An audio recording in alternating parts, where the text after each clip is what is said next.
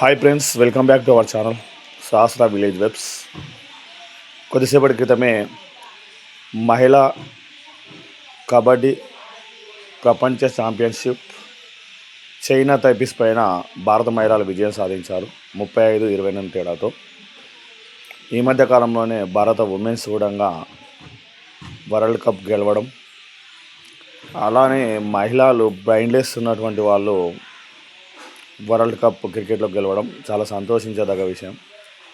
ఈ విషయాన్ని చూసినట్టు మనం ఎంతో ప్రాధాన్యత ఇస్తున్నాం అనేటువంటి నారీ శక్తికి అర్థమవుతుంది.